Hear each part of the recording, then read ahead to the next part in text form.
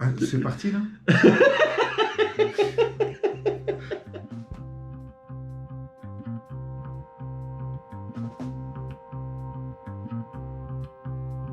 Ok, merci beaucoup d'être là. Alors ce soir, on a la chance d'avoir un invité que je voulais avoir depuis très longtemps.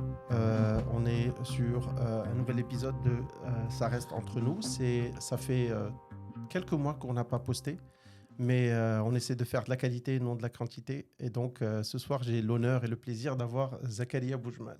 Alors Zakaria, tu es architecte Oui, de profession. oui.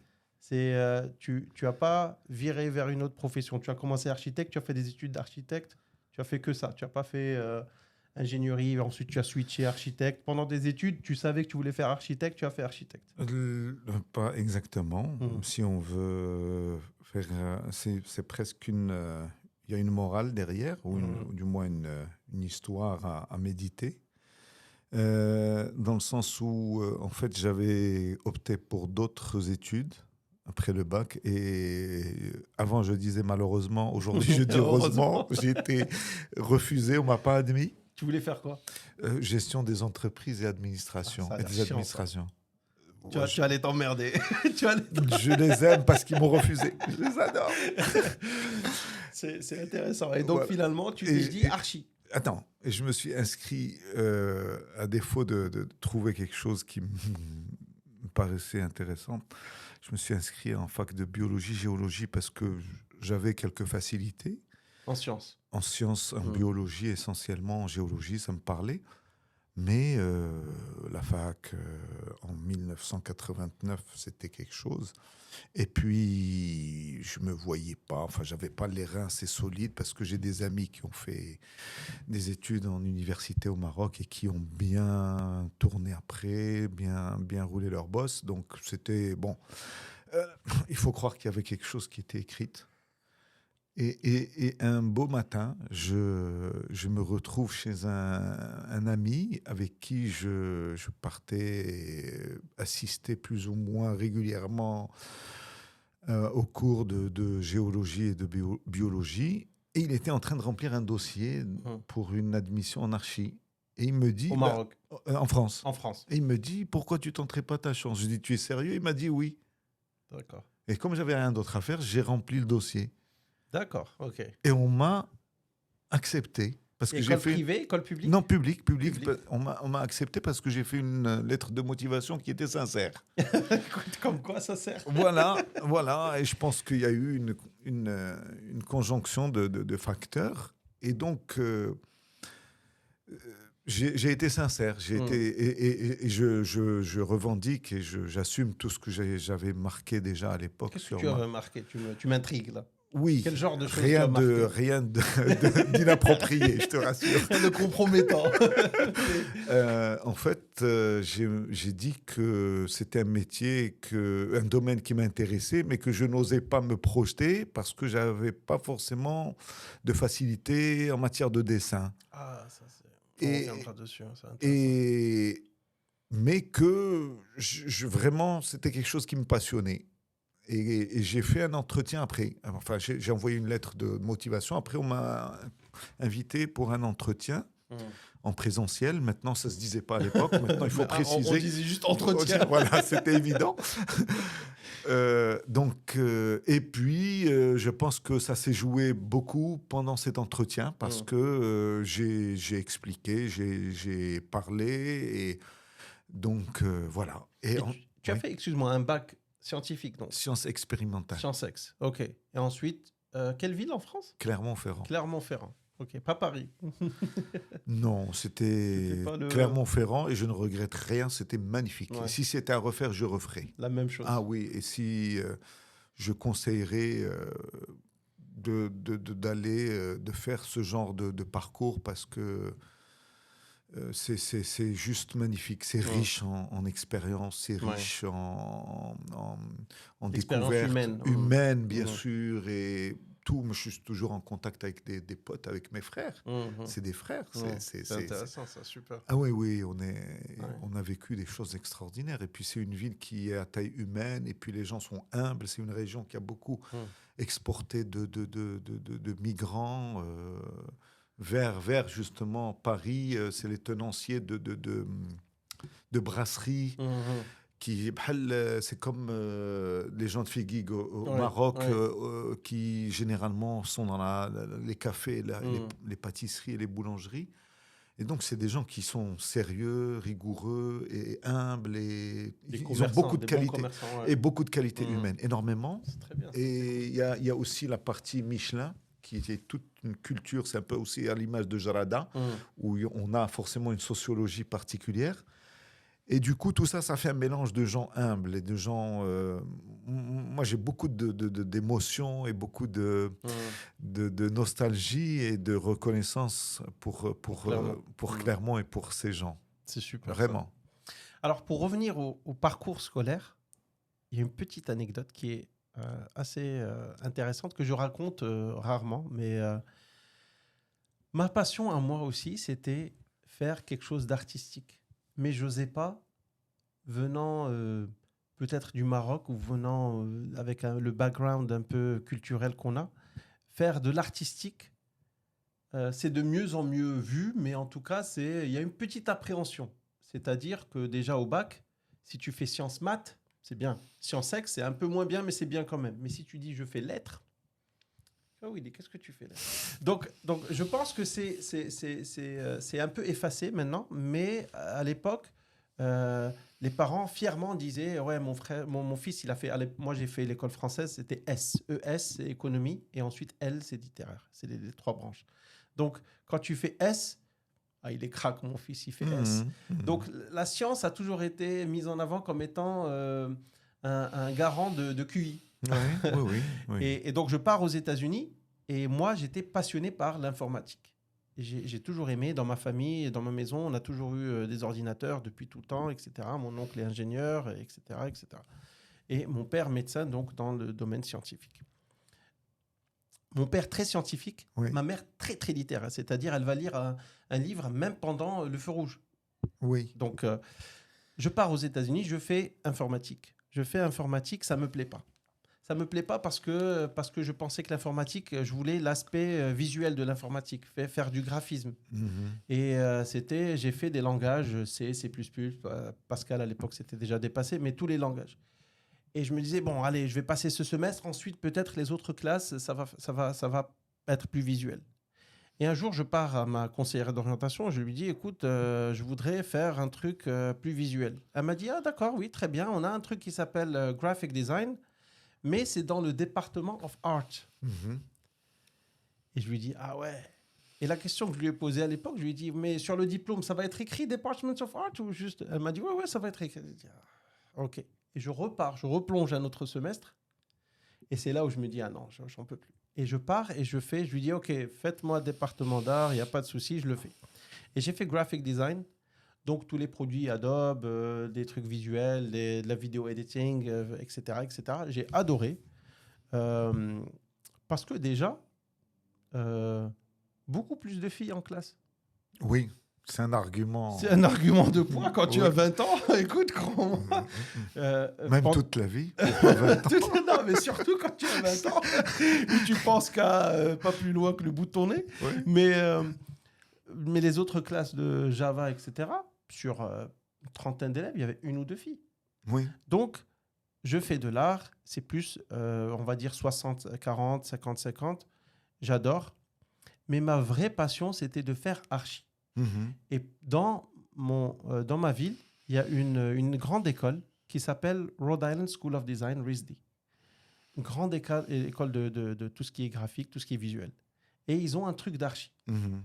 L'école coûte à peu près $40,000 l'année. Oui.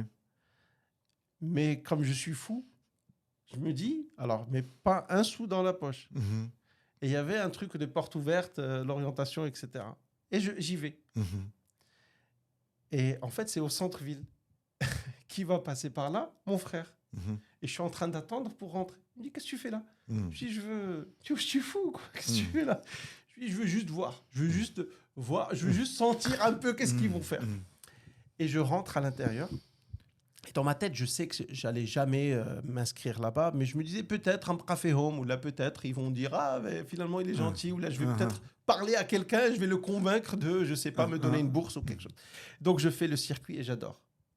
J'étais déjà rentré dans l'université parce que j'avais une copine qui était frisbee et elle avait besoin d'un projet. Elle a ramené tous les allez, venez m'aider et tout, on va faire un projet. Et on rentrait et la liberté de l'art, c'est-à-dire le prof, il leur donne un projet, faites ce que vous voulez, soyez créatifs, etc. Je trouvais ça magnifique. Moi, je faisais de l'informatique à l'époque. Donc, je pars, on copiait, on collait. Ils avaient des ressources jusqu'à plus savoir qu'en faire. Ils avaient des imprimantes partout. Ils avaient les moyens d'avoir tous les... tout était mis à leur disposition pour être créatif. Et donc, je fais le circuit et tout. Et ensuite, je leur pose la question et je parle à la nana qui va faire l'admission. Et elle me dit, alors, c'est quoi ton profil? Voilà, je fais ci, je fais ça. Moi, j'ai toujours aimé ci, j'ai toujours aimé ça. Elle me dit, je lui dis, ça coûte combien? Elle me donne, voilà, ça dépend des branches. Et elle me dit surtout, qu'est-ce qu'il y a? Quelque chose? Non. Non, ça va? Il est empoisonné? Non. Et elle me dit, le diplôme, ça sera pas de tu auras un diplôme d'architecture, mais tu pourras pas signer sur des projets, etc. Tu n'auras pas l'habilitation. Voilà. Et je lui ai dit, du genre, comme si c'était la seule excuse. Ah, d'accord, donc c'est bon. Donc j'en veux plus. Donc c'est pas bon. C'est pas les $40,000 par mois. Ça, c'est pas un problème par an. Mais ça a vraiment été une passion. Et comme tu as dit, je sais pas du tout dessiner. Et je me suis dit, peut-être qu'avec la technologie qu'on a aujourd'hui, on peut apprendre à dessiner sur le tas, etc. etc. Et d'ailleurs, j'ai acheté un petit iPad que voici, avec le petit stylo. Oui. Mais ça fait 1 an que je n'ai pas fait un dessin. Oui. Mais c'était vraiment une passion. Et est-ce que tu penses que l'architecture, c'est plus de l'ingénierie ou c'est plus de l'art? C'est plus de la science ou c'est plus de l'art? Alors, je vais t'annoncer une excellente nouvelle qui est un message d'espoir et de bonheur que j'ai envie de partager. C'est que dernièrement, j'ai repris des études. J'ai fait 2 ans de formation en architecture du patrimoine. D'accord. Une double diplomation entre l'ENA de Rabat et l'école Chaillot de Paris. D'accord. Chaillot Paris, exactement. C'est comme ça que ça s'appelle. Et j'ai été félicité pour les dessins que j'ai faits. Et je suis revenu vers mes enfants. J'aurais dit, vous voyez, moi qui souffrais de ne pas savoir dessiner, j'étais vraiment, mais je suis la 5e roue du carrosse. J'avais même pas le statut de roue. Et j'ai été félicité à plus de 50 ans. Incroyable. Pour mes dessins. Et je suis là, je suis tout ému en reparlant parce que c'est que des messages d'espoir et de retour d'expérience positive et comme quoi il faut vraiment prendre la vie comme une belle aventure. Elle n'est pas toujours belle, mais il faut tout faire pour qu'elle le devienne. C'est sûr. Chercher où peut se cacher la beauté, justement. Et justement, je rebondis sur l'histoire de l'art. L'art est là pour, justement, embellir la vie qui n'est pas toujours belle. Et heureusement que l'art existe. Ouais. Et du coup, l'art et l'architecture et l'ingénierie et tout ça, c'est très compliqué de répondre par une réponse, je dirais, fermée. Alors, il y a 3-4 réponses intéressantes. Il y en a certaines qui sont plus, qui relèvent plus de, comment on appelle ça, de sfsata. En français, c'est de la, comment ça s'appelle, sfsata, j'ai oublié. La sfsata. Non, oui. Là, ça va me revenir. L'art de la rhétorique. Voilà. Et on est tous architectes. Parce que quand tu rentres dans une chambre, tu la ranges. Quand elle est vide, tu poses des meubles. On est tous plus ou moins architectes, donc on est obligé d'organiser les choses. Maintenant, architecte, ça suppose que tu te mets à la place des autres. Et il y a je vais oser une petite pirouette que les croyants me pardonnent. Il n'y a pas de malice derrière.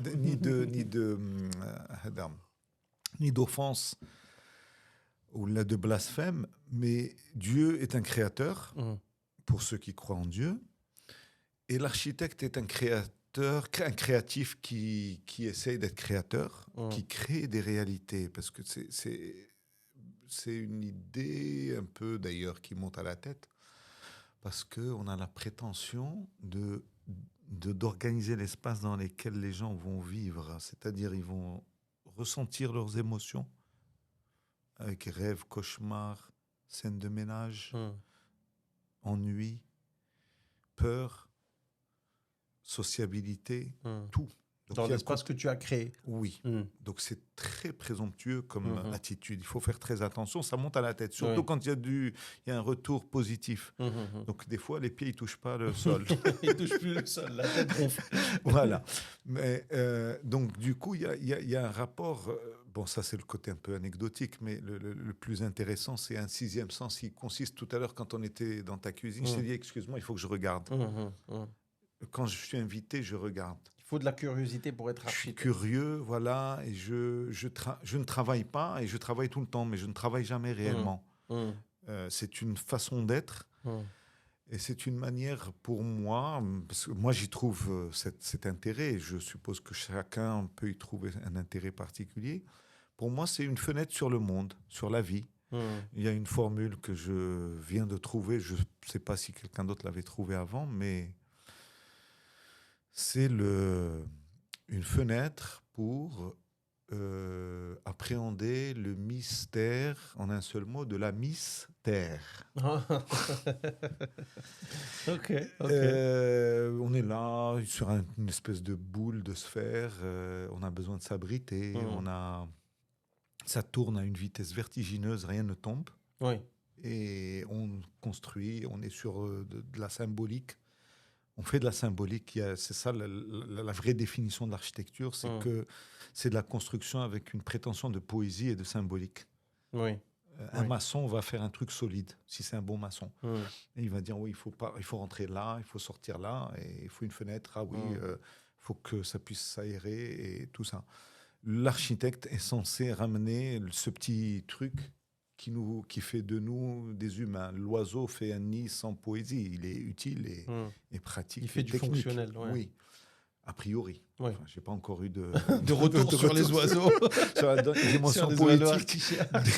Voilà.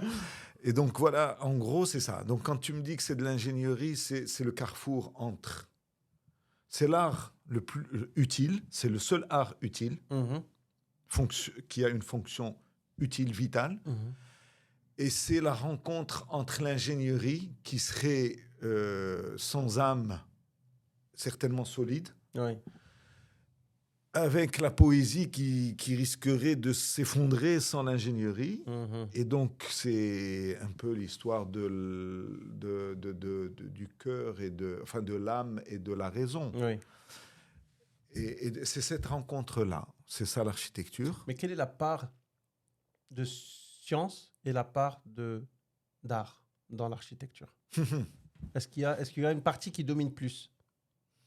Ça dépend du profil, ça dépend de la formation, ça dépend des époques et ça dépend de beaucoup de paramètres.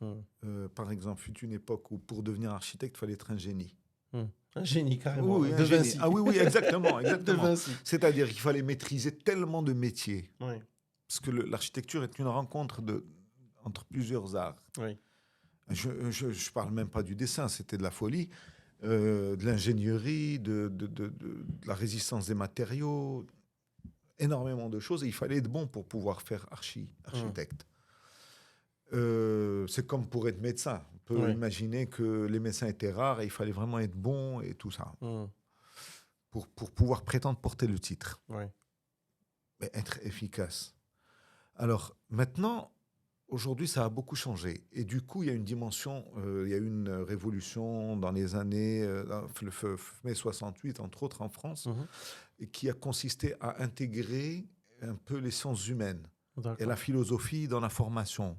Alors qu'avant, c'était plus des choses dans lesquelles il y avait du graphique et de l'esthétique et beaucoup de références à tout ce qui était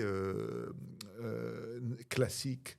Et donc, Rome et Athènes étaient les références et la beauté suffisait à faire sens.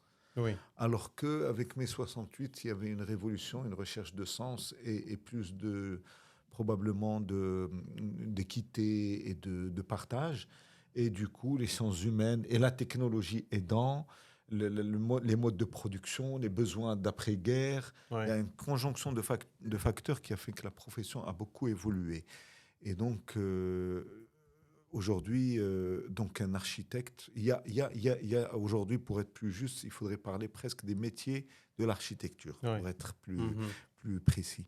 Alors du coup, il y a des architectes qui vont être peut-être plus à l'aise et meilleurs dans le concept, pour commencer, pour prendre peut-être le T0 d'un projet, et d'autres qui seront beaucoup plus efficaces dans l'exécution, le suivi de ce qui aurait été imaginé par le concepteur, qui peut-être va être médiocre sur un chantier, va être vraiment malmené et va se retrouver face à une catastrophe en termes de mise en œuvre.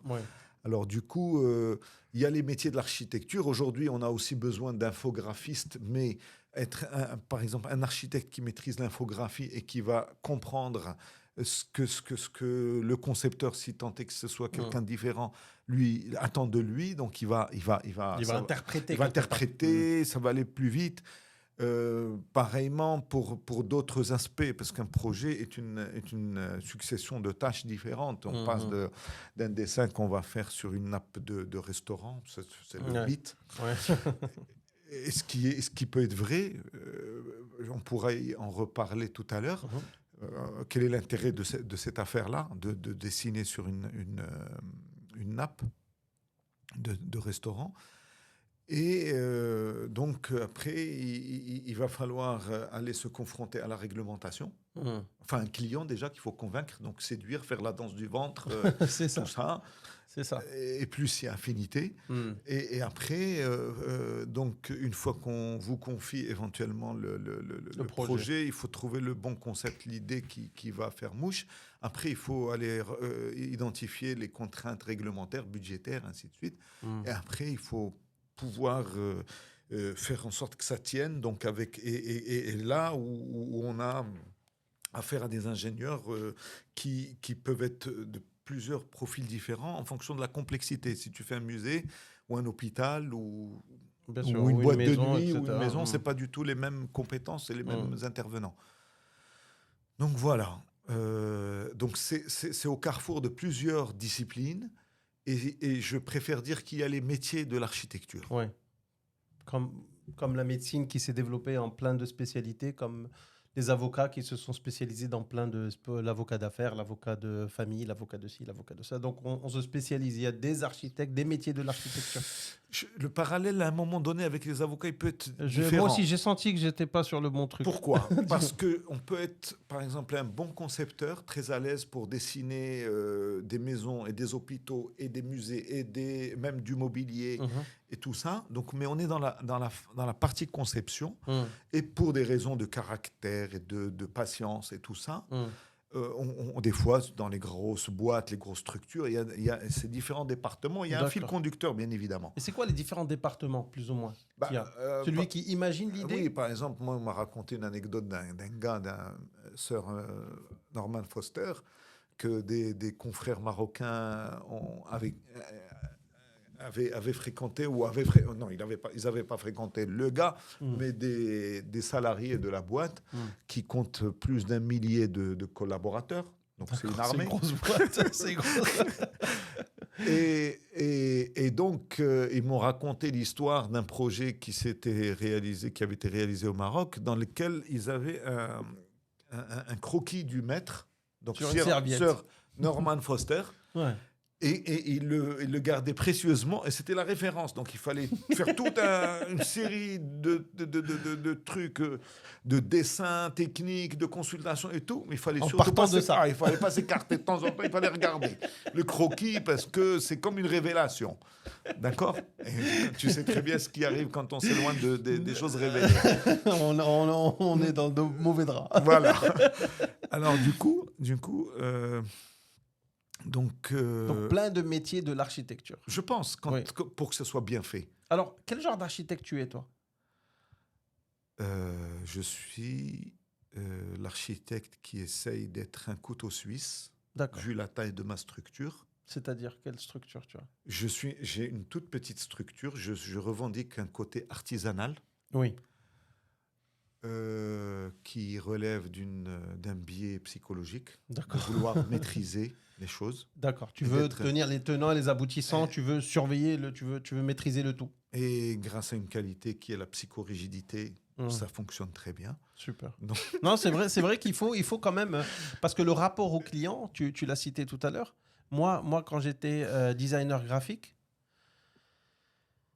le client qui ne sait pas ce qu'il veut et qui va parfois faire du forcing pour une idée qui ne tient pas la route, mais c'est lui qui te paye. Et donc le rapport est parfois compliqué parce qu'il faut lui dire non, mais ce que tu dis, c'est n'importe quoi. Mais en même temps, c'est lui qui te paye. Donc Ouais. quelque part, c'est quand tu as besoin de manger, non, on va le faire, mais c'est nul. Mais on va le faire. Oui. Donc il y a toujours un compromis entre ce qu'il veut et ce qu'il devrait être.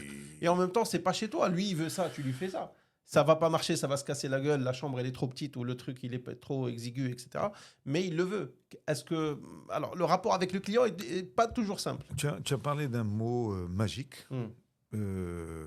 qui est... Adam, tu as utilisé le mot compromis. Mm. Alors, j'ai eu une expérience d'enseignement en tant qu'enseignant D'accord. vacataire. D'accord, Ce super. que les gens ne savent pas, Mhm. même mes étudiants avec qui, pour certains, j'ai gardé de super rapports, Mhm. ils ne savent pas que j'ai appris plus qu'eux. Et pourtant, ils sont reconnaissants. Mais j'ai appris beaucoup plus qu'eux, pour la simple raison que ça oblige à prendre un peu de recul et à faire du méta. Mhm. Et quand tu fais du méta, et que tu es obligé d'être cohérent avec les gens que bien tu es sûr. censé encadrer, eh ben, je peux te dire que c'est génial. Mhm. C'est génial. C'est génial parce que tu es là, finalement, à te poser des questions, à chercher les expressions simples, évidentes, logiques, pour faire passer un message. Et c'était un bonheur, et j'en rencontre encore quelques-uns. Et j'avoue que c'est une grande fierté, parce qu'ils ne sont pas obligés d'être reconnaissants, Mhm. et ils le sont. Et ce n'est pas une reconnaissance dans le sens de la sacralité, mais plus dans le sens où ils estiment que Tu as apporté leur je pierre à leur leur ai permis, édifice. je leur ai permis d'aimer et d'évoluer au même titre que moi aussi. Je suis évidemment Bien reconnaissant sûr. vis-à-vis de certains profs qui avaient juste la passion. Et c'est magnifique. Bien sûr. On fait des miracles avec. Mhm. Alors, entre autres formules que j'ai dû inventer pour pouvoir faire passer un message sur ce que pouvait être un bon projet. Mhm. Un bon projet est une succession de bons compromis. Mhm. Et c'est dans la succession des bons compromis, avec un atterrissage,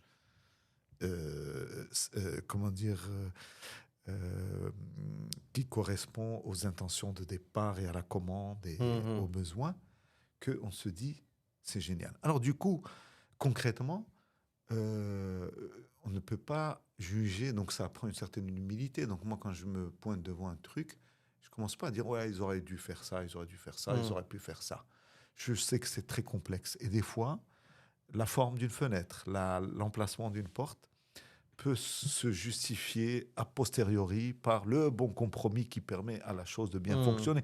Donc c'est vraiment une invitation à des réflexions très fines, très subtiles, très complexes, à l'image de la vie. D'accord. Et même mystérieuse.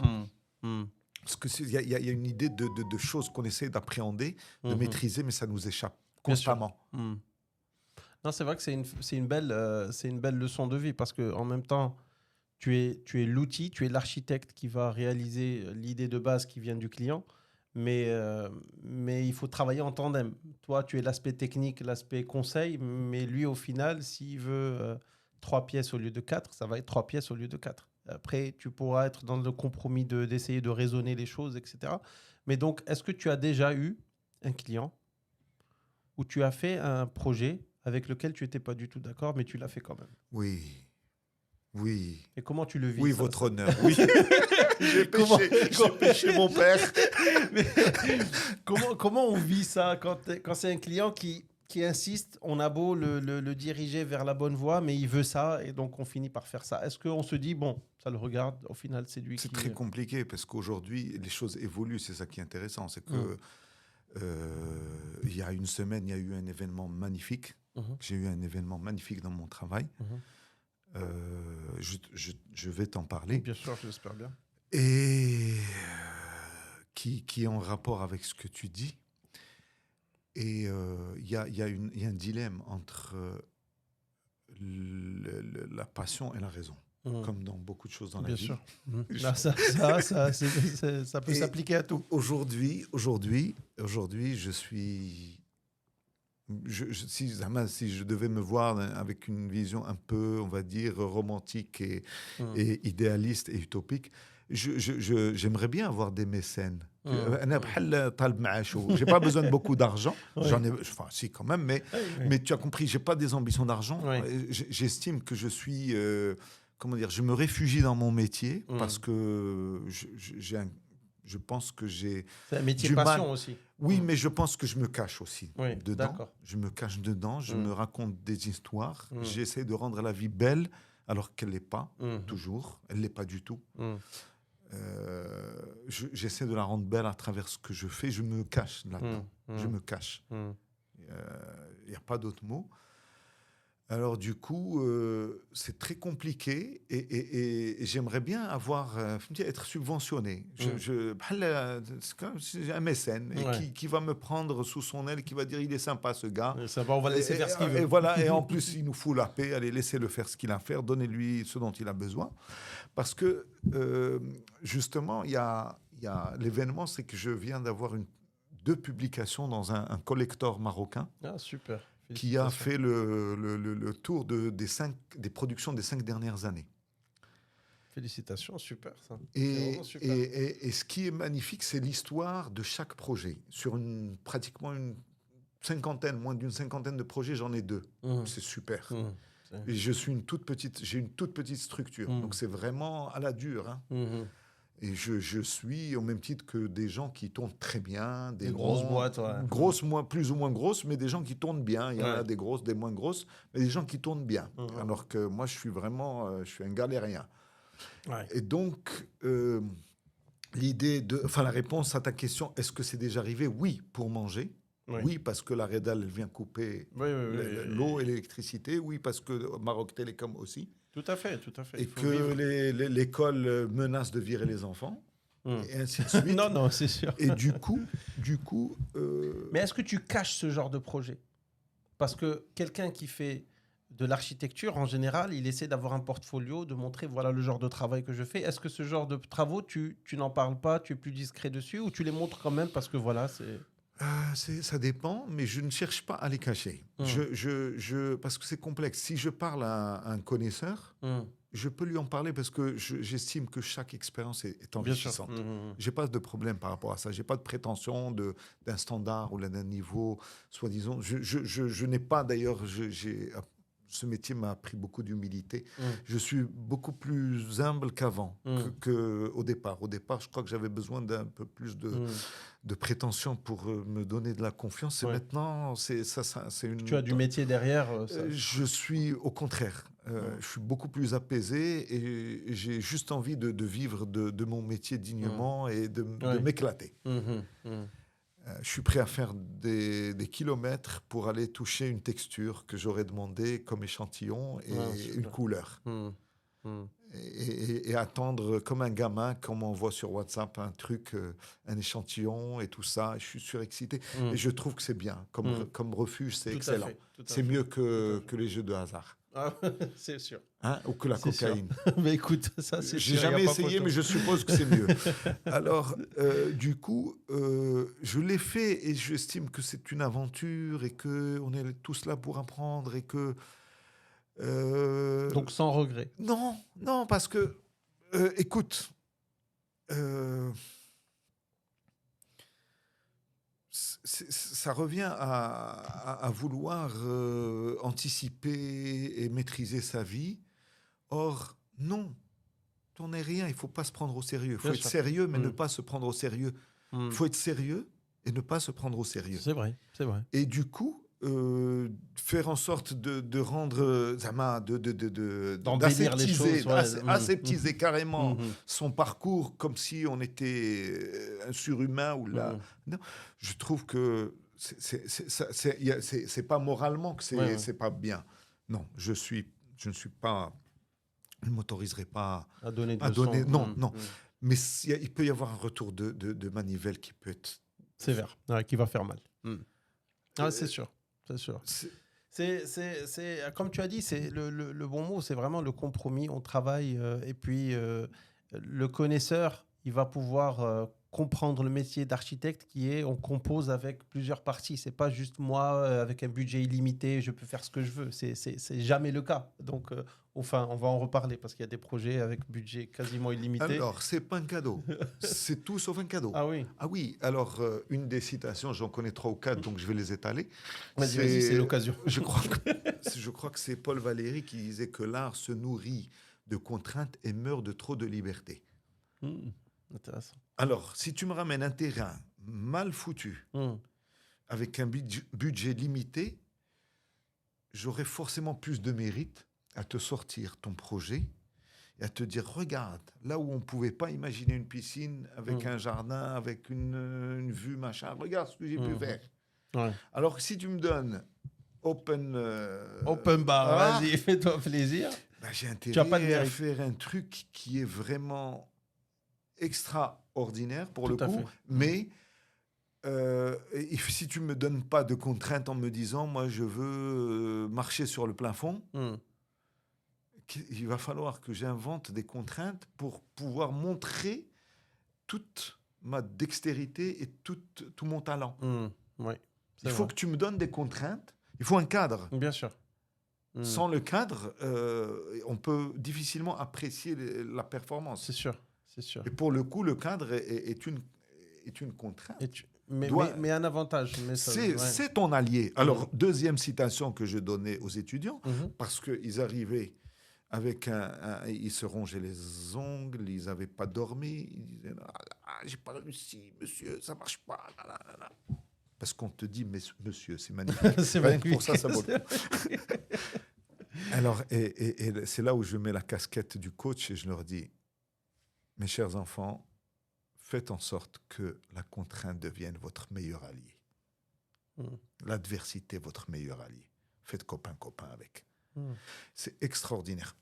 Quand je t'ai dit que c'est grâce à ce que j'ai fait que j'ai, moi, je pense, progressé. Ouais. Je ne sais pas ce que je vaux dans l'absolu, mais moi, j'ai progressé. C'est ce qui m'importe tout de suite. Je ne suis pas là à la recherche d'une reconnaissance. J'apprendrai bien si elle est là. Mais je veux dire, ça ne me dérange pas. De rester même modeste, ça ne me dérange pas. J'ai mon kiff, je ressens les émotions qui me transcendent et c'est bon. Ça me va. Voilà, c'est très bien. Et je ne suis pas jaloux, je suis admiratif. Et ça n'a pas été toujours le cas, bien évidemment. C'est sûr. Alors, du coup, faire de la contrainte ton meilleur allié, c'est magnifique. Ouais. Et tu sais, tu appliques ça dans la vie. Oui, c'est magnifique, c'est sûr. C'est sûr. C'est pour ça que moi, je suis à la recherche de mécènes et que je rigole et que j'estime que je suis juste quelqu'un qui cherche à être pris en charge pour service rendu ou pour dépannage. Ouais. Voilà, je vais déranger personne. Commerce équitable, s'il vous plaît. mais alors, justement, tu as eu, malgré ta modestie, tu as eu quand même des reconnaissances. Tu es reconnu comme étant un bon architecte. Mais c'est quoi un bon architecte ? Comment on peut choisir un bon architecte ? Quelqu'un qui s'y connaît pas. C'est très compliqué parce que dans l'absolu, ça ne veut pas dire grand-chose. C'est dangereux comme tout dépend des critères déjà qu'on va utiliser. Qu'est-ce qu'une bonne architecture ? Oui. Mais quelqu'un qui s'y connaît pas, qui cherche un bon architecte. Justement. Alors, on va en parler. C'est magnifique comme question parce que ça va être une question ouverte jusqu'à la fin des temps. Un bon architecte, كل زرع له كياله. كل زرع عنده الكيال ديالو. Si, Seigneur. Si, claro que si. Claro que si. Alors, c'est-à-dire que tu peux... d'ailleurs, il y a une intimité qui se crée. Par exemple, un des projets sur lesquels qui a été choisi, j'ai une relation d'une qualité mais extraordinaire avec ce client. Et c'est une relation qui est d'une noblesse rare. Parce qu'il y a un respect mutuel. Il y a une confiance aussi, Une j'imagine. confiance. Et on discute. Et on dit oui, non, ça, non, je ne suis pas d'accord. Non, et si on faisait ça, oui. Non. Et c'est magnifique parce que, comme quoi, la richesse et l'échange, la richesse naît de l'échange, sans aucun problème d'ego. Et quand un de nous trouve l'idée géniale, il félicite l'autre. Je dis bien un de nous, c'est très important. Parce que je viens de trouver une formule, il faut convertir ses clients à l'architecture. Au même titre que d'autres cherchent à convertir d'autres à des religions, il faut convertir ses clients à l'architecture. Ça m'est déjà arrivé. C'est-à-dire que y a une phase de pédagogie, et je te jure, ça m'est arrivé suffisamment de fois pour voir F-O-I-S, la foi. Soyons clairs. On ne va pas déraper sur un terrain. Ça m'est arrivé suffisamment de fois pour que j'ai la foi, cette fois-ci, que c'est une question de symbiose. D'accord. C'est très important. Donc, un bon architecte, c'est un architecte qui arrive à montrer les dimensions et la valeur ajoutée d'une architecture, d'une bonne architecture. Et donc l'architecture étant la poésie et la symbolique pertinente et avec une forte charge émotionnelle. Oui. Et donc, c'est très subjectif. Donc, je ne peux pas dire dans l'absolu qu'est-ce qu'un bon architecte. Évidemment, s'il fait des catastrophes, genre des toilettes qui sont en face de l'entrée de la super demeure, à moins que ce soit une volonté de passer un message, auquel cas, il faut vraiment le décoder. Tu sais, c'est comme le sketch de Muriel Robin, tu sais, je ne sais pas si tu le connais, où elle disait, elle partait voir ses architectes, elle leur disait « Mais qu'est-ce que vous m'avez foutu ces chiottes ici ?» Ah non. Bon, après, elle leur dit, mais c'est vous qui nous avez dit ça. Ah oui, non, mais c'est vrai, vous avez raison. C'est vrai que les chiottes, on se fait chier. Donc, il faut que la porte soit ouverte vers le salon, comme ça on participe, etc. Voilà. Mais oui, il y a des architectes qui sont stars. Oui. Qui n'ont que des projets faramineux, des musées Guggenheim. Oui. Mais est-ce qu'ils sont forcément... Est-ce que c'est comme des artistes où ils ont la côte?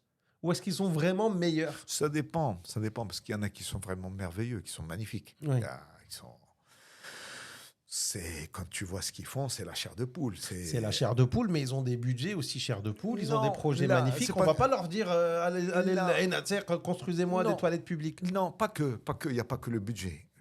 On va y arriver. Il y a déjà du talent. Ce n'est pas le cas de tous les gens, tous les archis qui ont des trucs, des monuments à construire, ou là, des budgets illimités, soyons clairs. En tout cas, tu ne peux pas faire... ce n'est pas une ligne de démarcation. L'argent ou la taille des projets que tu peux faire... je prendrais par exemple un gars qui fait un tailleur dans la Médina qui ferait des choses soit modernes, soit traditionnelles et qui vivote, mais qui a un talent fou. Et un gars qui fait la Fashion Week. Et je pense que quand on est passionné, on va savoir reconnaître et apprécier le talent de l'un et de l'autre. L'argent, le succès n'a rien à faire là-dedans. Un bon joueur de foot, pour toucher un plus grand public, qui a une touche de balle, on va dire, magique, eh ben, il va éblouir le public, même quand il joue en 4e division. Je ne sais pas si ça se dit encore ou pas. 4e division. On dit les connaisseurs qui seront dans les tribunes vont dire c'est super, c'est un bonheur de le voir jouer parce qu'il y a une poétique, il y a de la beauté dans le geste, Mais à la différence, excuse-moi de t'interrompre, mais un joueur de foot, il y a un peu de méritocratie. Il va être repéré, on va le monter en 2e, puis en 3e. Alors souvent. Mais un architecte ou un artiste en général peut rester dans son coin, etc. Beaucoup d'artistes très connus n'ont été célèbres qu'après leur mort. Oui. Donc, ils avaient du talent même avant. Mais attention, cher ami. Avoir du succès et de l'argent, ça peut être l'enfer. Tout à fait. Mais c'est une reconnaissance. Je dis ça parce que moi, pour l'instant, je ne suis pas concerné. Mais tu imagines, quoi. Il faut savoir faire. S'il faut savoir faire contre mauvaise fortune, bon cœur. Bon, Voilà. Mais sincèrement, pourquoi ? Parce que, par exemple, un grand joueur qui a la pression du sponsor et du contrat et qui s'est déjà... Yani, qui s'est fait une idée de sa petite personne, une haute opinion de ce qu'il est, et qui ne tolère pas l'échec, oui. ou la régression, c'est l'enfer. Donc, je pense qu'il y a les critères, on va dire, apparents et superficiels qui peuvent permettre de juger d'une carrière, ou là, du degré de bonheur ou de réussite ou du sentiment, c'est très intime. Oui, bien sûr. Mais si là, on est contre nous, théoriquement. Et donc là, je vais te dire la vérité. Zama, je connais des gens, de grands architectes marocains, comme j'ai vu des choses, des biographies de grands architectes internationaux qui ont eu des vies pas du tout rigolotes. Pourtant, leur carrière, moi, je la prendrais bien. Ben, j'achèterai et je serai. Mais si on me dit, ben oui, mais il faut prendre la vie avec qu'ils ont eu, je dis non, je renonce, je garde la mienne, elle me va très bien. Donc, tout dépend, parce que justement, il y a le mythe de l'architecte, il y a le mythe de l'acteur, il y a le mythe du footballeur, il y a le mythe du businessman. Et on est tous victimes, des fashion victimes de ces standards-là. Et du coup, il y a un âge pour ça. Si à un certain âge, on ne s'émancipe pas de Hollywood et de toutes les machines de propagande, et qu'on continue à consommer Hollywood, mais différemment, avec un certain recul, avec du méta, ben, c'est très risqué. Parce qu'au bout d'un moment, c'est comme la cocaïne, tu as besoin de plus. Oui. Toujours plus de succès, toujours plus de reconnaissance. Mais est-ce qu'un architecte... Est-ce qu'il y a de la méritocratie ou il y a des quotes, on va dire ? Non, pourquoi il y aurait de la méritocratie en archi plus qu'ailleurs ? Mais comment on peut juger de la méritocratie ? Et pourquoi est-ce qu'il faut juger ? Déjà. C'est-à-dire, par exemple, j'achète un terrain, on me dit, maintenant il faut que je me trouve un bon architecte. Comment je fais ? Ah, magnifique, j'adore cette question. Alors, quand je vois le spectre très large de ce que peut faire un architecte, parce qu'un architecte, ça peut être l'architecte qui porte le titre, et ça peut être l'architecte qui n'a même pas de formation, enfin qui n'a pas le titre, mais qui est juste excellent et talentueux. Quand je vois le spectre et quand je vois comment est-ce qu'un client, donc un néophyte, peut se faire avoir, je me dis, quand moi je vais aller voir un médecin ou un avocat, j'espère que j'ai les bons critères. Parce que, et c'est difficile et c'est impossible de rattraper des fois. Bien sûr. Et du coup, c'est très complexe et c'est très pertinent comme question. Mais en même temps, c'est très complexe. Donc, un bon architecte, c'est d'abord des valeurs, je pense. C'est important. C'est pour ça que, par exemple, le client que j'ai cité, pour lequel j'ai fait ce projet, c'est vraiment une histoire de valeurs. Il n'y a pas... Alors là, je parierai tout ce que je possède et tout ce que je vais posséder à l'avenir aussi sur le côté incontournable des valeurs. Et c'est ce client-là en particulier, et il n'est pas le seul, Dieu merci, il y en a quelques-uns comme ça, que j'ai la chance de connaître et pour qui j'ai la chance de travailler sur, pas forcément de grands projets, mais en termes d'exigence et comment dire, de noblesse des échanges et tout ça, c'est nickel. Alors, les valeurs, ces gens-là, ils sont corrects avec tous leurs fournisseurs. Ils sont corrects avec leurs salariés. Ils sont respectueux. Ils ont une éthique. Ils ont une âme noble et propre. Ils ont leurs défauts. Bien sûr. Mais ils ont des aspirations. Et je pense que c'est pour ça qu'on travaille et on fait des choses superbes ensemble, parce qu'on est en train de faire d'autres choses. D'accord. Et je pense que tout ce qu'on va faire va être est publiable potentiellement, parce qu'on a une méthode qui consiste à faire bien. Et je dis on et nous. C'est en tandem. Oui, c'est impossible.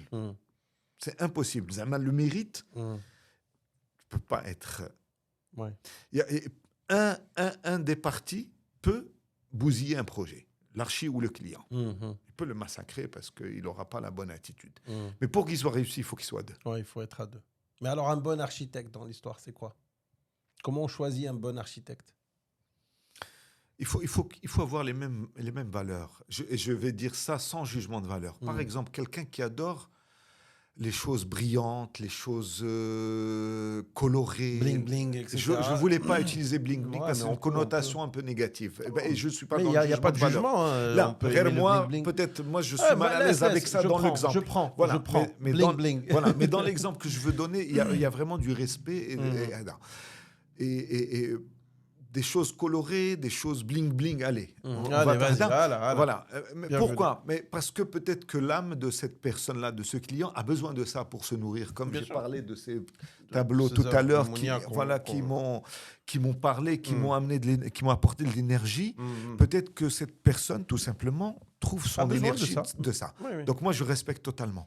Mais pour qu'elle puisse avoir ce qu'elle attend, il y a des gens qui ont cette sensibilité.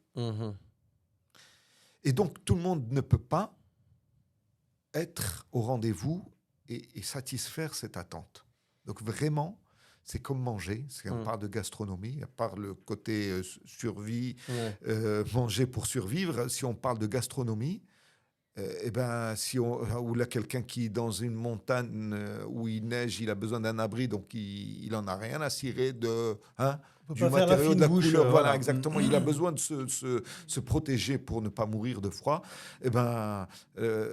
Donc, dès qu'on est dans la symbolique et la quête de sens et la poésie, il faut vraiment qu'il y ait des atomes crochus. D'accord. Donc déjà, évidemment, il y a un minimum syndical. Il faut maîtriser certaines choses. Et je pense que c'est comme pour la musique. Quelqu'un qui ne sait pas jouer d'un instrument, on ne peut pas dire « Non, c'est open bar, tout le monde peut être un bon musicien. » Non, moi j'aime le jazz, j'aime l'endel aussi, j'aime le tam-tam, j'aime le piano. Voilà.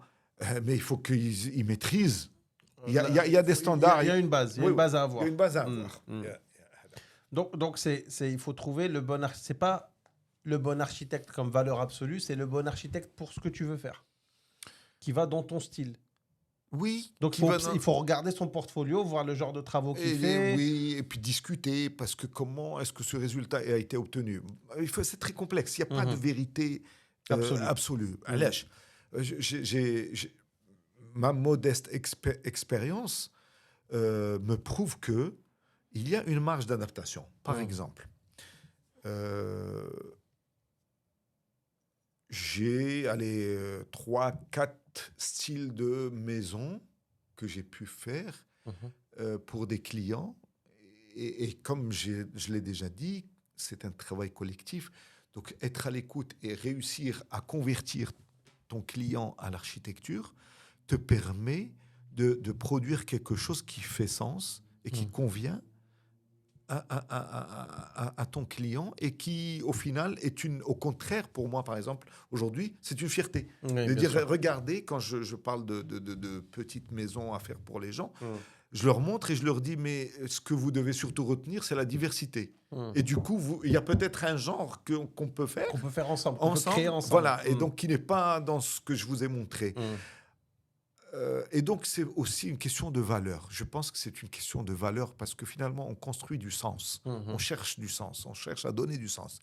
Et quand on peut être en phase, eh bien, beaucoup de choses peuvent arriver. On peut même divorcer à l'amiable et dire, écoute, je te conseille finalement d'aller voir un tel et il va te remercier toute sa vie de lui avoir conseillé le bon gars ou la bonne personne s'il s'agit d'une architecte femme.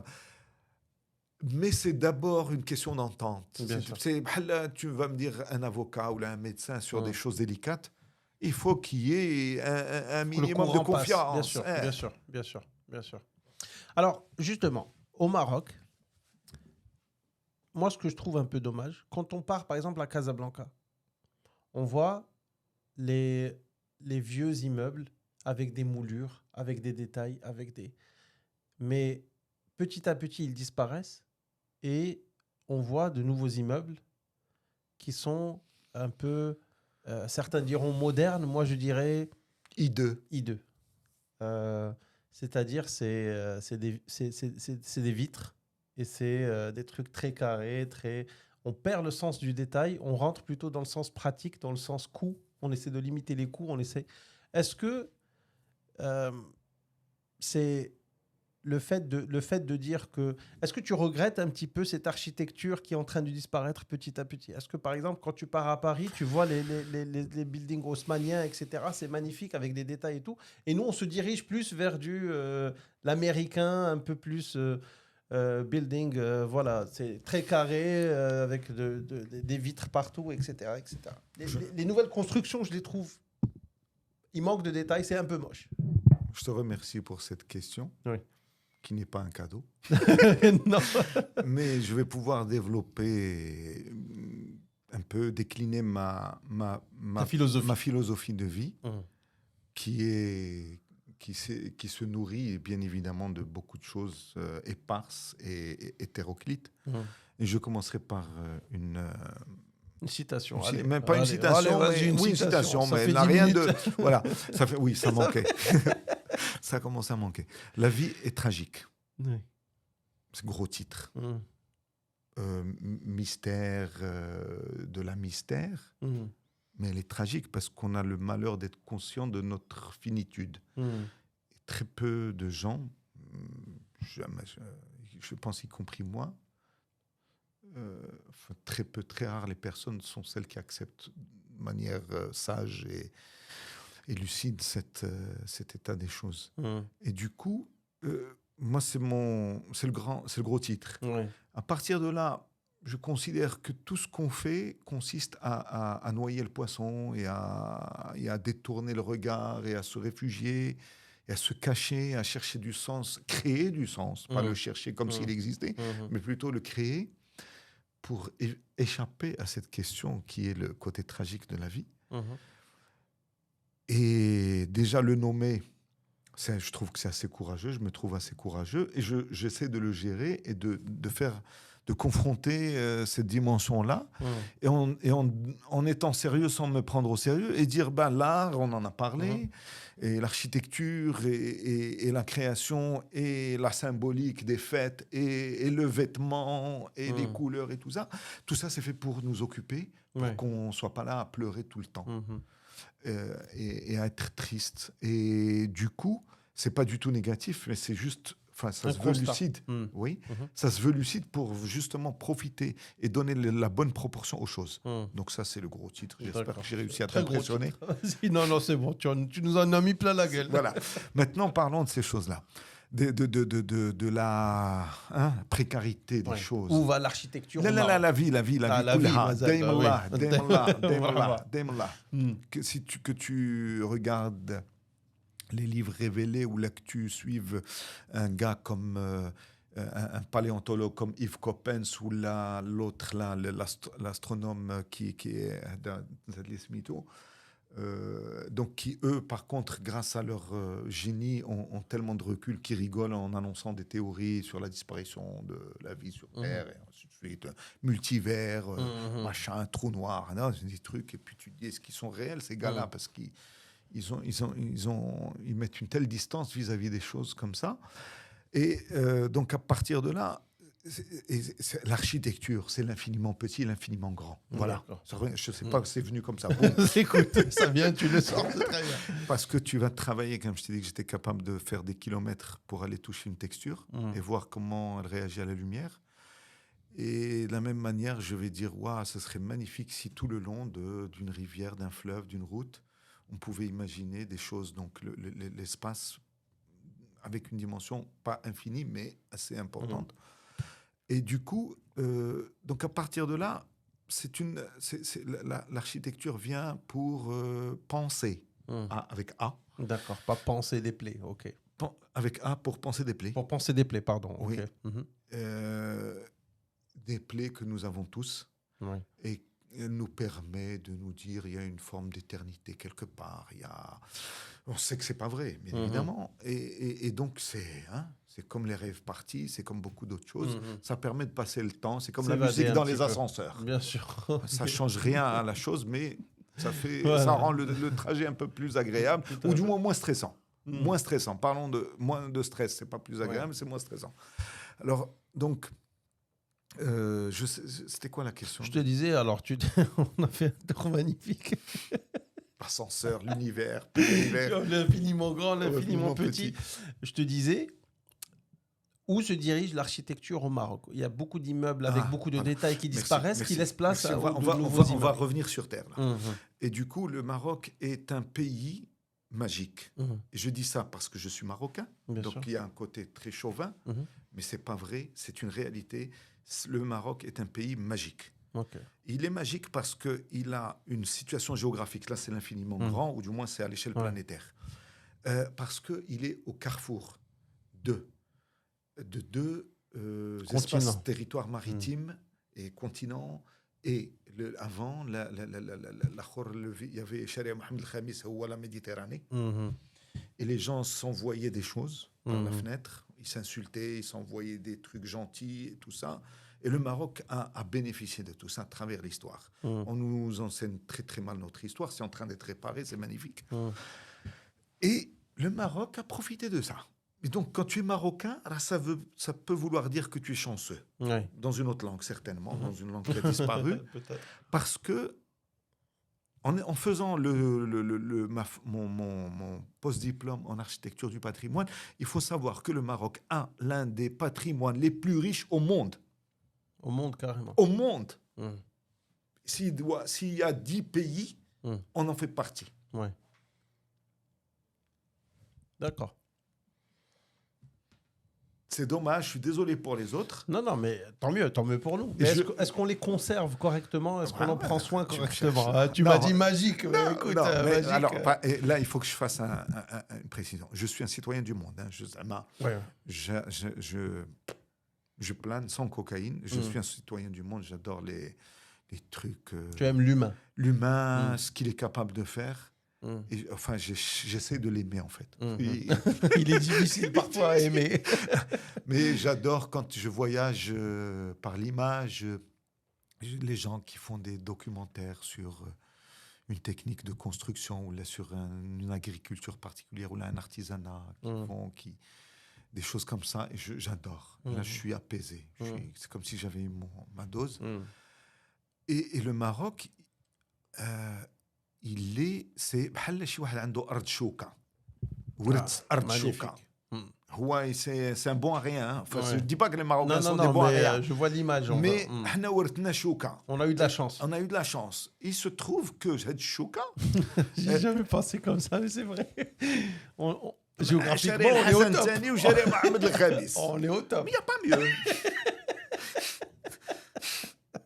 On est au top. Non, c'est vrai, on est au top.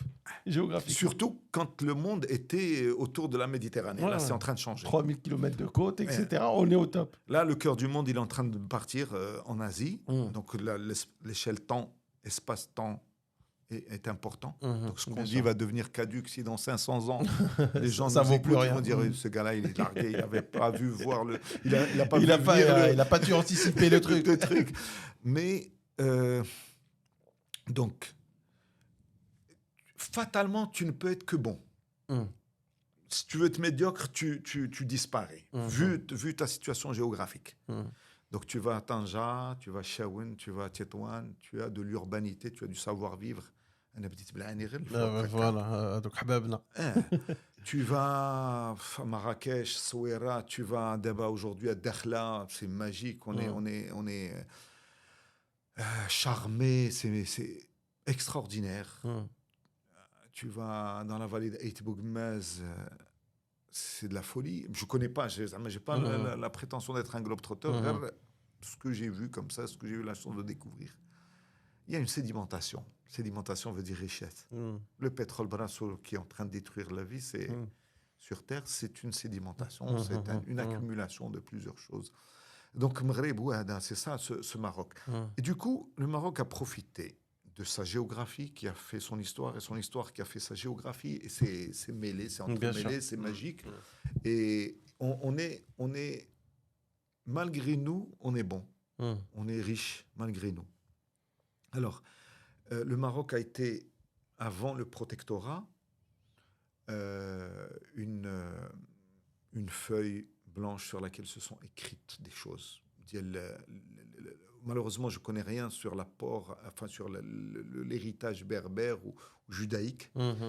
Donc l'histoire commence avec l'islam. Juste avant, il y avait ce mot volubudis, mais je ne connais rien de... Il y a des choses, Bien c'est sûr, moi qui bien suis sûr. en défaut pour le coup. Et si on ne parle que de la période islamique, avec les villes, les médinas qui se sont constituées, après l'apport des Européens, comme Souera Jdida, alors, et il y a eu récemment le protectorat qui a été, on va dire, un événement qui a permis de faire du Maroc un laboratoire en matière d'architecture et d'urbanisme. Il faut savoir Mais de manière faste ou néfaste? On va y arriver. C'est complexe. Donc tu n'auras pas de réponse. Merci. Voilà. Voilà. C'est très complexe. Parce que si j'avais la réponse, je ne serais peut-être pas là. Mais tu as peut-être pas la réponse, mais tu as une opinion dessus. Est-ce que tu penses que l'architecture que nous a apporté le protectorat, c'est une architecture... J'y arrive. Vas-y, dis-moi. J'y arrive. C'est bien que tu me recadres parce que c'est les digressions qui... Alors, déjà, l'architecture et l'urbanisme sont des projections en 3 dimensions de la société. C'est-à-dire que quand tu as de l'injustice dans la société, que tu le vois spatialement. D'accord. D'accord ? Quand tu as de la tension, quand tu as de l'insécurité, tu le vois. L'espace ne ment pas. L'espace est un miroir de la société dans laquelle on est. Pour répondre... alors, le protectorat, il faut savoir qu'au Maroc, il y a eu... les concepts, la terminologie d'urbanisme et de bidonville sont nés au Maroc. Rien que ça. Quand je dis que le Maroc est un pays magique et que c'est un pays exceptionnel, c'est né au Maroc et les Français sont venus faire des choses qu'ils n'osaient pas expérimenter en France. Et encore aujourd'hui, au Maroc, sur certains aspects, on est beaucoup plus créatif sur certains aspects que plein de pays européens. Je ne suis pas en train de créer une hiérarchie. Bien sûr. C'est comme l'histoire du petit tailleur dans la Médina. Il ne faut pas le sous-estimer et dire bon, c'est un gars qui n'a rien à apporter à la par rapport au couture. monsieur qui travaille chez Chanel ou peu importe. Et donc, il y a eu des choses qui ont été expérimentées au Maroc et qui ont été donc faites au Maroc avant d'être dupliquées en France. Évidemment, est-ce que c'était une bonne chose, l'apport positif du protectorat, de la colonisation? Mais côté architecture seulement. Non, moi j'ai envie de citer tu as envie d'élargir qui a fait qui a fait des déclarations très maladroites à mon sens par rapport à ça. Tout à fait. Parce que est-ce qu'il y a un apport positif? C'est bien. Quand tu dis qu'il y a eu un apport positif, il faut pas faire un point. Il faut mettre virgule.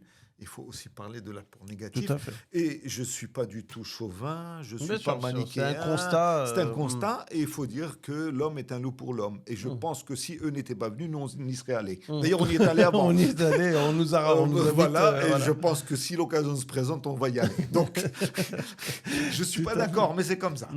Et du coup, ce n'est pas une question de morale. Même si je suis addict, j'essaie de me soigner. Mais je suis un moraliste qui se soigne, moralisateur qui essaie de guérir.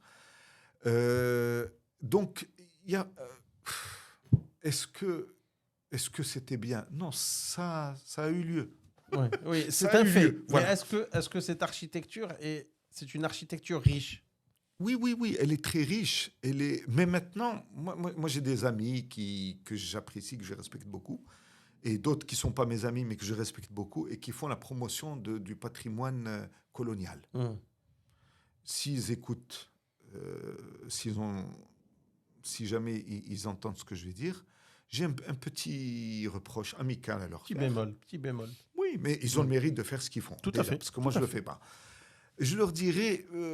je pense que pour justement diffuser la culture architecturale, il faut parler du contenu et pas que du contenant.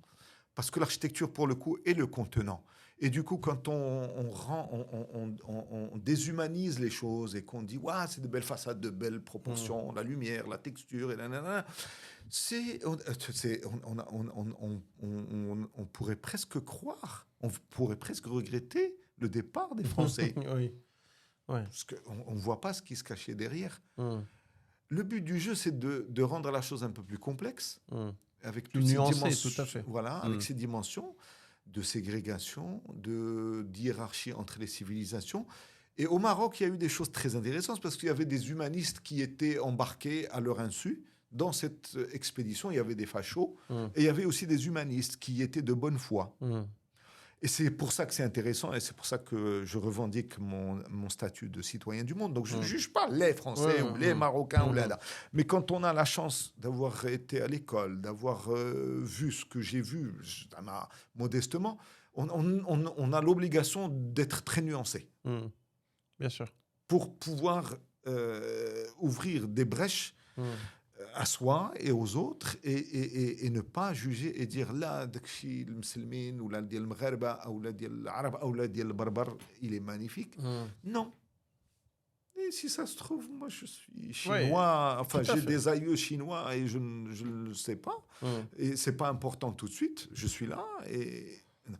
Alors du coup l'apport il est très complexe et l'apport, il est aussi dépendant de ce qu'on en a fait et de ce qu'on est en train d'en faire. Ouais. L'enfer, monsieur. De ce qu'on est en train d'en faire. Voilà. Et d'où j'ai un mot très savant que j'ai découvert en écoutant France Culture, n'est-ce pas? C'est l'historiographie. Oui, monsieur est culturé. Culturé, s'il te plaît. Non, mais dans le sens où justement, c'est là où tu te prends des shots comme ça et ça te boum. Ça te réveille, ouais. Voilà. C'est l'historiographie. C'est l'histoire de l'histoire ou la critique de l'histoire. Et c'est très important pour justement ne pas tomber dans les jugements de valeur. Dire oui, ils nous ont tout apporté, ou là nous on est des gentils, eux c'est des méchants. Et c'est essayer de comprendre comment l'histoire a été écrite et à quelle fin et pourquoi et comment. Et du coup, c'est un bonheur de faire du méta par rapport à l'histoire. Et c'est très important quand on cherche à comprendre et qu'on ne cherche pas une vérité. Ouais, ouais. Et du coup, c'est important de par exemple, de faire la sociologie des gens qui sont venus. Les militaires, les colons. C'était qui en France?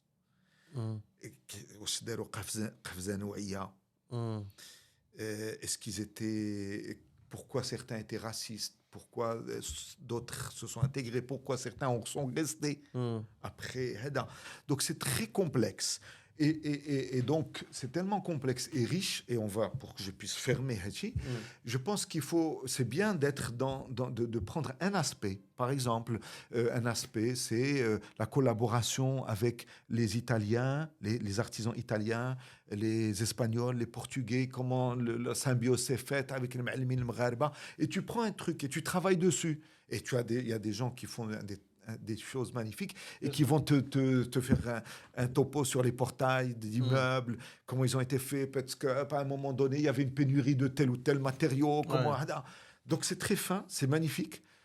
Et je ne peux pas te dire sérieusement, c'est bien ou c'est mauvais. C'est la vie, elle continue. Et ça dépend de ce qu'on en fait aujourd'hui. Comment est-ce que c'est éclairé? Quel éclairage on va mettre dessus? Et à quoi ça va nous servir? Mais par exemple, quand tu vois les vieilles constructions, quand tu rentres à l'intérieur, les vieux immeubles, déjà de la mosaïque partout, des hauteurs au plafond, des moulures, etc., qu'on ne retrouve pas forcément aujourd'hui.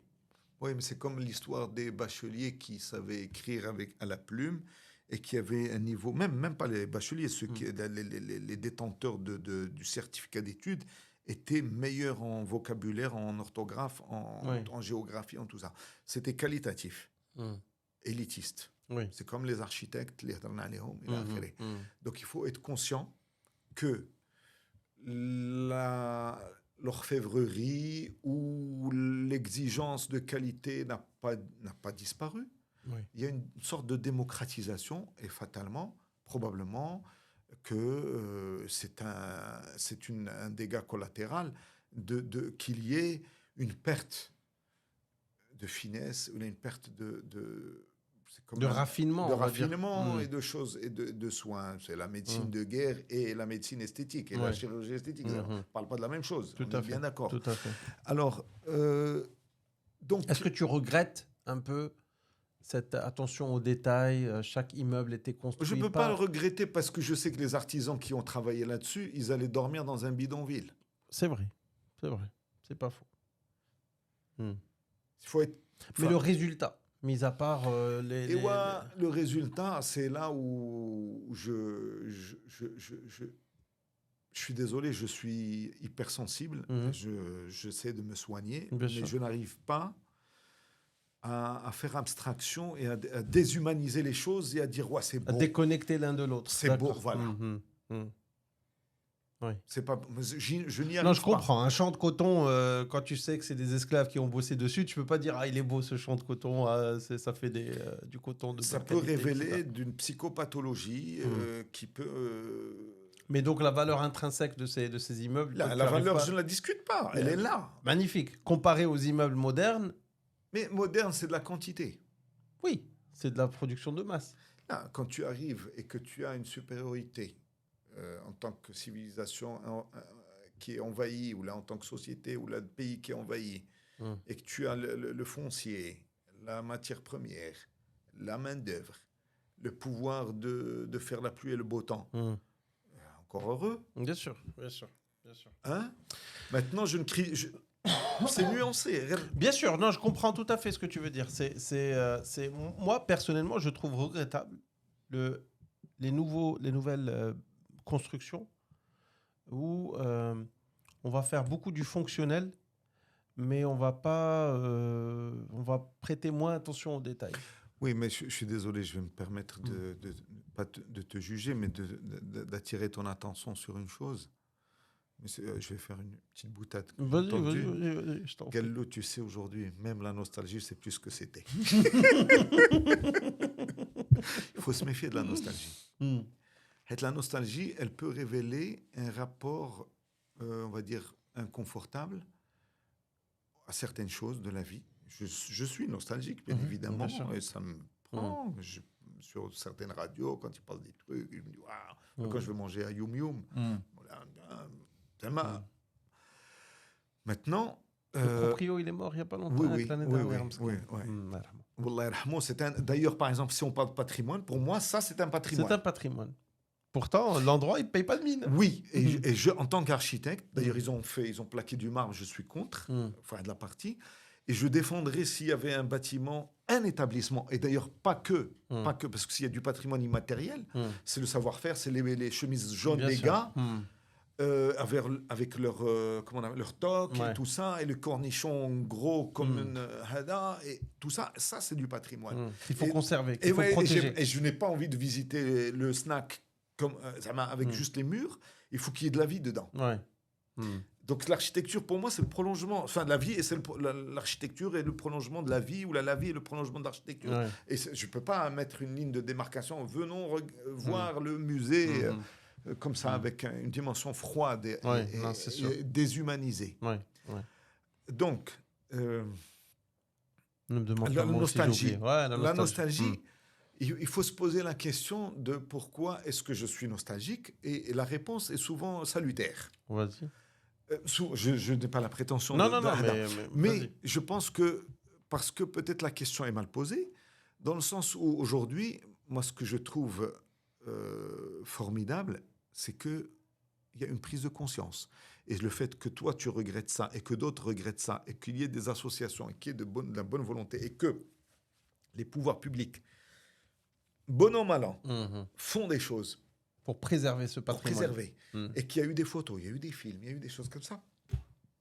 C'est juste unique et inédit. Parce que combien de choses ont été faites et ont disparu à jamais? Tu peux fantasmer autant que tu veux, parce qu'elles ont disparu. Alors, quand on trouve une petite trace, c'est l'histoire de l'archéologie et tout ça, c'est un gros truc avec juste des petits trous qu'on trouve par hasard. Et ce qu'on trouve, c'est des petits trous sur une grande surface. Et on essaie de construire, de remplir les blancs, mais on a probablement très peu de choses, même rien par rapport à ce qui a dû exister. Bien On est sûr. bien d'accord. Bien sûr. Bien sûr. Et du coup, aujourd'hui, c'est pour ça que la nostalgie, pour le coup, n'a pas de... N'a pas lieu d'être. Aujourd'hui, on peut tout faire. On peut scanner en 3D. Bien sûr. Et il y a encore des choses à scanner. Même si on pleure le bâtiment voisin, il y a encore le bâtiment qu'on peut scanner. Il y a des photos, on peut reconstituer, on peut... Donc, faut avancer avec son temps. Il faut surtout prendre conscience de la chance qu'on a aujourd'hui, d'abord.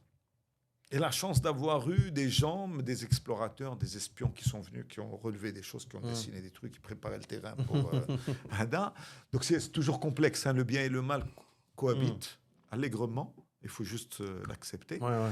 Et du coup, je pense que la posture nostalgique est révélatrice de quelque chose qui n'est pas bien appréhendé, pas bien éclairé.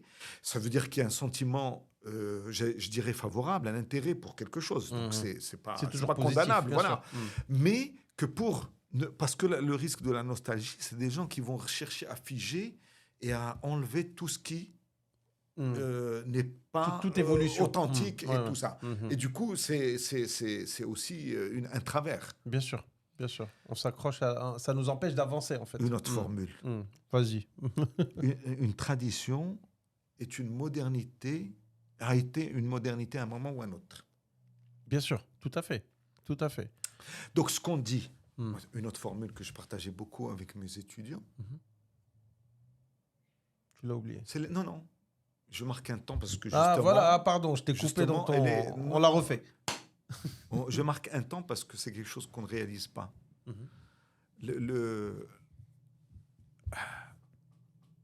L'interdépendance et l'incapacité à dissocier, on est loin d'imaginer à quel point est-ce qu'on ne peut pas dissocier l'espace du temps.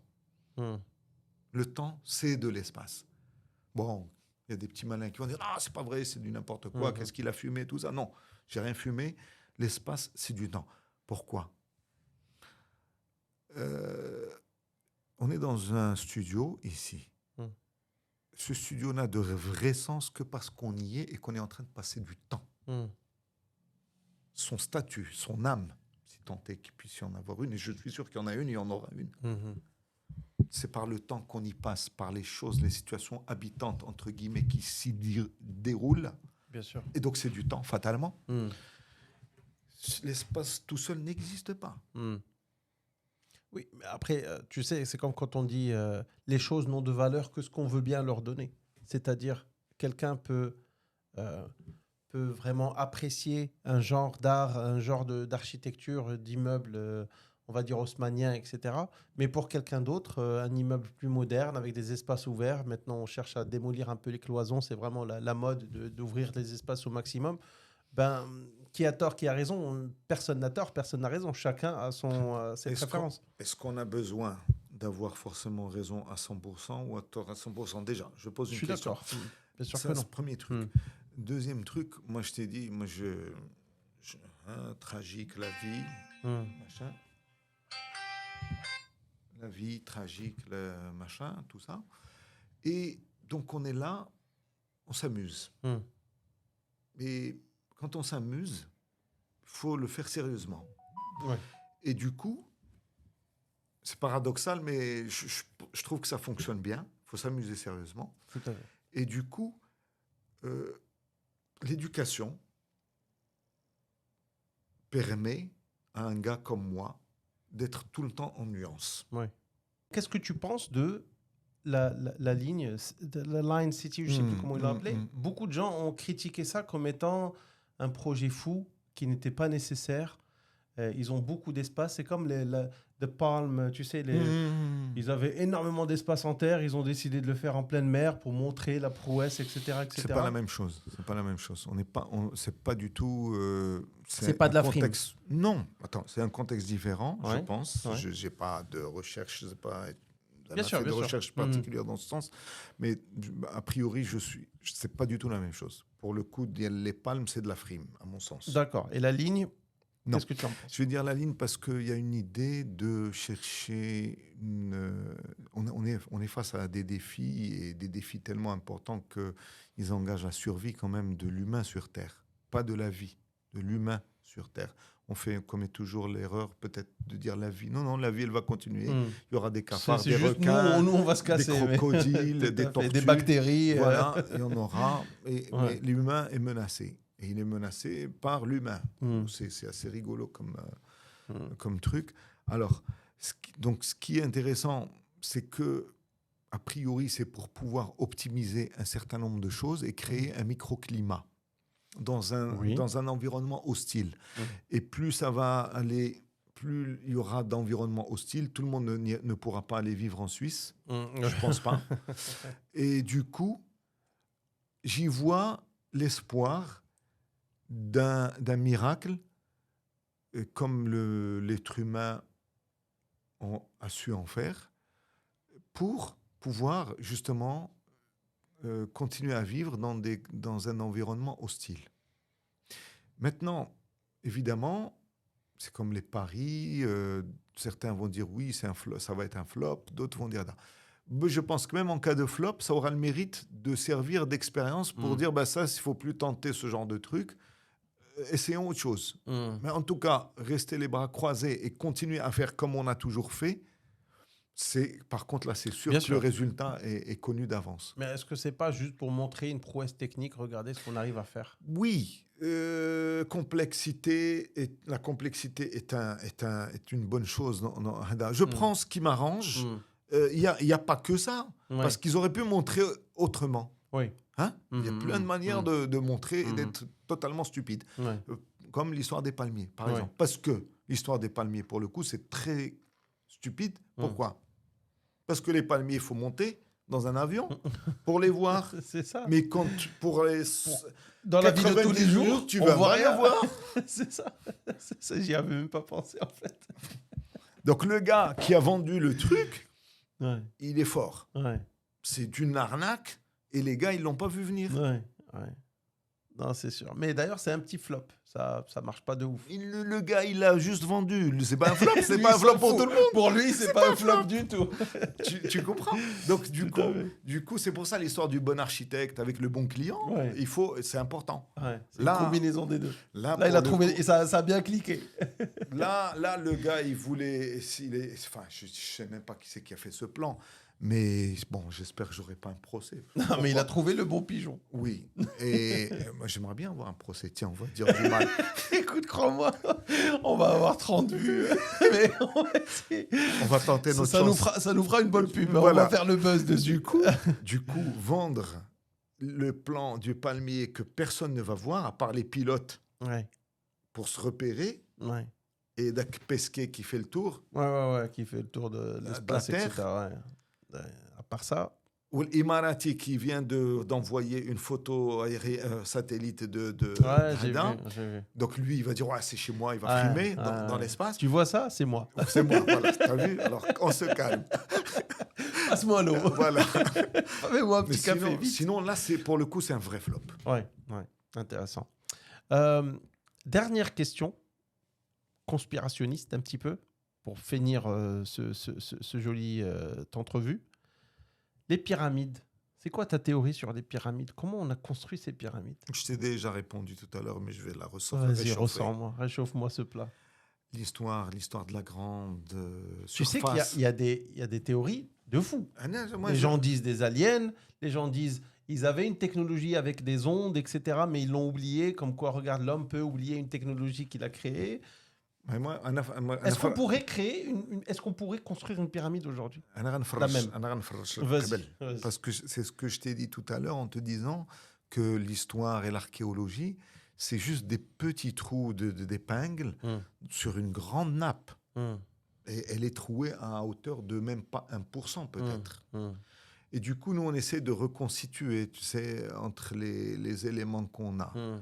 Et du coup, quand je dis qu'aujourd'hui, on peut archiver, on peut organiser, on peut tout stocker, donc ça change tout. Tout est traçable, on peut créer des fichiers, on peut stocker, tout ça. Et du coup, moi, je ne suis pas dans la conspiration. Et pourquoi je ne suis pas dans la conspiration? Parce que j'ai une hypothèse qui me convient tout à fait. C'est laquelle? C'est qu'on ne sait pas tout et que la manière avec laquelle nous avons découvert jusqu'à présent tout ce qu'on a découvert, c'était le fruit du hasard. C'est pas un truc linéaire. On a dit, attends, ça commence là, allez, on va suivre un cheminement. Donc, c'est comme l'histoire... Quand tu fais un puzzle, tu pioches et tu essaies de voir où est-ce que ça va aller. Et quand tu n'as pas de repères, tu essaies de le classer parmi celles qui sont les plus improbables, où là, tu te dis, ben là, il y a du rouge, là, il y a du vert, et tu la mets de côté. Donc, c'est un peu un puzzle qui prend du temps. Voilà, on tâtonne. Et cette démarche de puzzle, elle est intellectuellement très intéressante.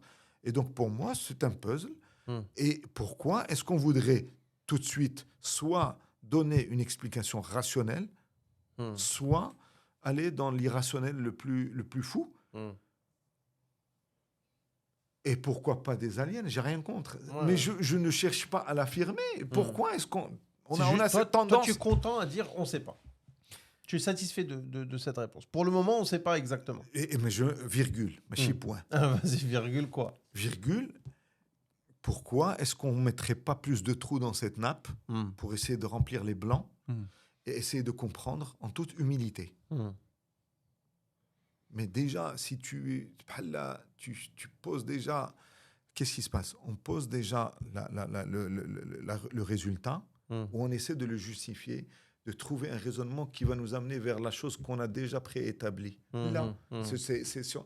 Je pense qu'on est intellectuellement, ce n'est pas très rigoureux et peut-être même un peu malhonnête. Là, c'est mystère. Acceptons le mystère. Et prenons ce qu'il nous donne. Ne nous décourageons pas. Mais il faut être humble et fair play. Pourquoi on veut... Qu'est-ce que ça veut dire, ça? Il faut garder l'esprit ouvert et se dire, on va voir où ça va nous mener. Mais faire confiance aux résultats petit à petit, etc. Pas se dire, je veux arriver là. Haram. Aujourd'hui, on a Google, on a ChatGPT. On a des trucs de folie. Et au moment où on est en mesure de constater toute la complexité des choses, on veut figer les choses avec des raisonnements simplistes. Ouais. Non, mais c'est vrai que ça pose beaucoup de questions. Moi, ça m'avait beaucoup intéressé parce que d'après beaucoup de scientifiques, on peut même pas concevoir cette même... Alors, la pyramide, c'est la forme la plus stable, de construction la plus stable, etc. Mais on dit avec Hadouk, les blocs qui pèsent 40 tonnes, je pense, chacun, etc. Même aujourd'hui, on aurait du mal à faire ça.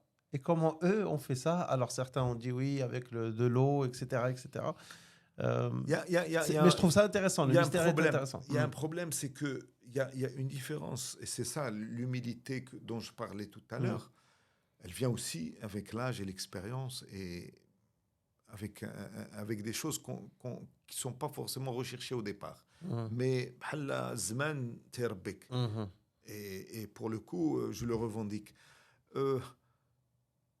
C'est bien de constater qu'aujourd'hui, avec les moyens technologiques dont on dispose, on ne peut pas le faire. Mais il faut savoir s'arrêter au constat. Et pas faire des conclusions. Quand on veut faire des hypothèses, on dit, on arrête. Là, on va commencer les hypothèses. Mais enchaîner dans un raisonnement comme si c'était la seule réponse parce que juste on a envie ou là on est subtil, on est malin. Non, ça marche pas. C'est de la malhonnêteté intellectuelle. Ou du moins c'est une tentation à laquelle il faut résister et qu'il faut combattre parce que ça nous éloigne. Et ouais, ça fait mbrouk. Et là, ouais, ça fait. Ouais, genoun. Qu'est-ce que ça apporte au débat? Rien du tout. Ouais, c'est pas constructif du tout. C'est sûr. C'est comme l'histoire des gars, comme par hasard, il y a qu'aux États-Unis qui voient des ovnis. Mais c'est comme l'histoire de Superman, il va jamais aider les Africains, il va toujours aider Loïs qui se casse la gueule à chaque fois. Mais pourquoi il n'y a pas ici? Les ovnis, c'est que non. Oui.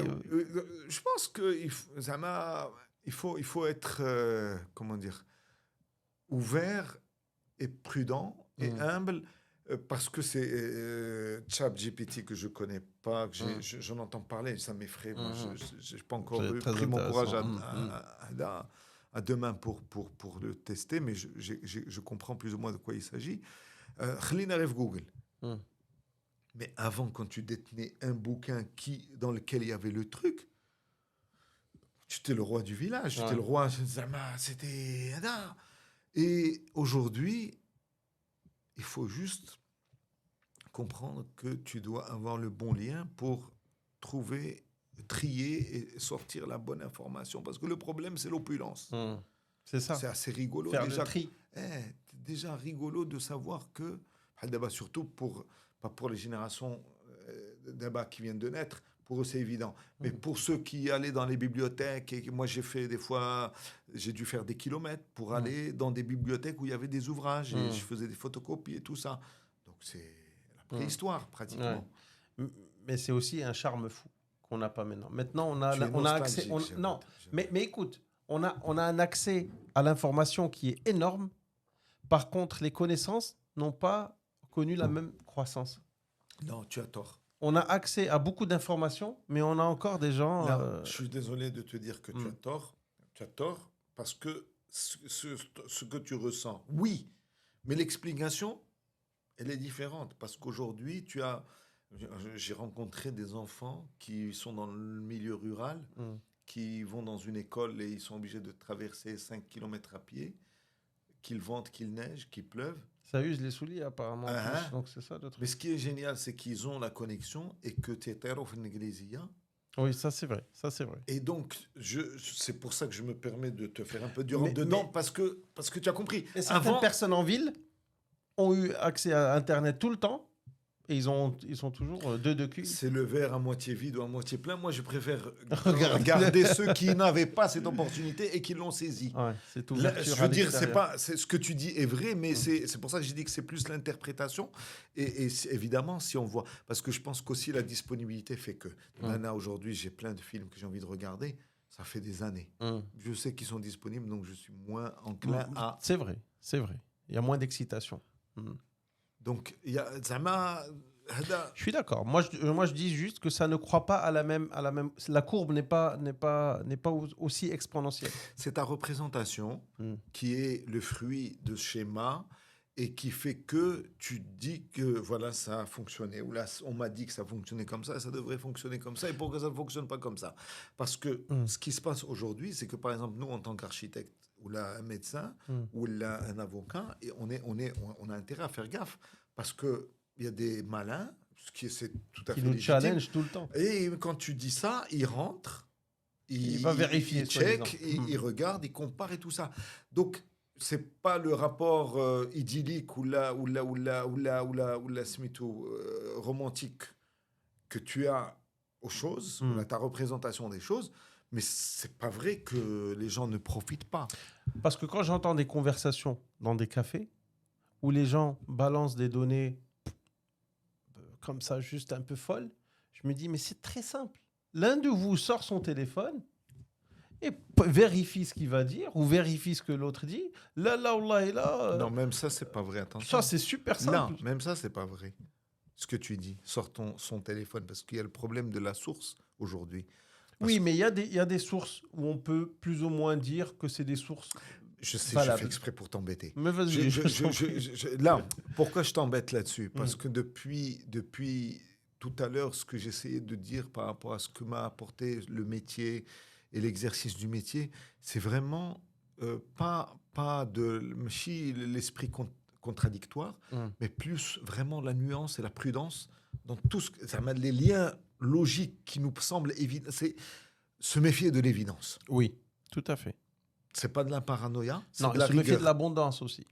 Quand il y en a trop, ça veut pas dire que si tout le monde dit ça, ça veut pas dire que c'est vrai. C'est vrai, je suis d'accord. Et du coup, c'est un peu la posture de l'architecte qui a la prétention d'être suffisamment décalé, il est à la bonne distance de la société pour laquelle il prétend faire des choses, mais pour pouvoir le faire, il faut qu'il ait un regard différent, il faut qu'il soit à une distance différente. Et du coup, c'est à chaque fois, c'est pour ça que moi, je me permets amicalement de te dire attention, c'est pas ça, attention, c'est pas ça, attention, c'est pas ça, parce que c'est une part de vérité, c'est sûr, mais ce n'est qu'une part. Oui. Et qu'elle peut changer et qu'elle est vraiment... Elle prend plusieurs formes. Je suis plusieurs d'accord. formes. C'est dans ce sens-là que je me dis... et c'est humblement ce que j'ai appris.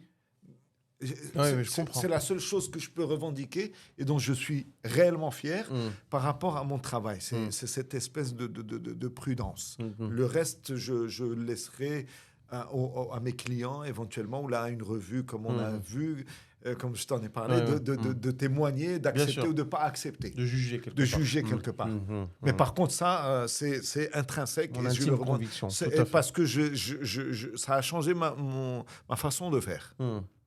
Bah, écoute, super. On va terminer sur ces beaux mots. C'était archi bien. Je prends.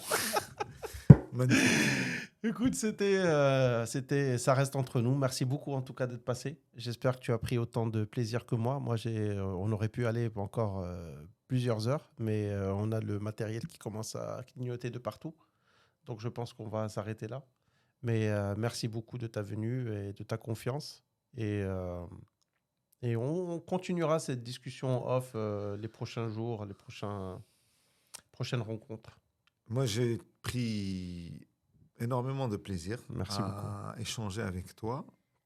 Et j'espère que ça va juste donner envie à certaines personnes de s'intéresser à l'architecture et à voir l'architecture autrement. Et peut-être aussi les aider à accepter certaines choses de la vie. Parce que c'est l'architecture ou le titre ou le métier, c'est un alibi pour faire son petit chemin dans la vie. J'y accorde pas une valeur exceptionnelle, mais ça a de la valeur. Bien sûr. Ça a de la valeur et je pense que quelqu'un d'autre qui fait du pain et qui le fait honnêtement, par passion et qui voit l'humain qu'il y a derrière pourra en dire autant. Tout à fait. Et nous en apprendre autant. Tout à fait, tout à fait. Moi c'est le but un peu de ce podcast, c'est de parler à des gens passionnés. Et peu importe leur passion. J'ai fait des podcasts avec des gens qui sont passionnés de chaussures, de montres, de chaussettes. Oui. Et je trouve que, quelle que soit la passion, c'est noble. C'est noble et quel plaisir de vivre de sa passion. Voilà, exactement. C'est, je pense, vraiment l'apogée d'une vie. Tout à fait. Tu n'aurais pas dit mieux. Non. Qui dit mieux. Merci beaucoup, Zakaria. À très bientôt. Ciao, ciao.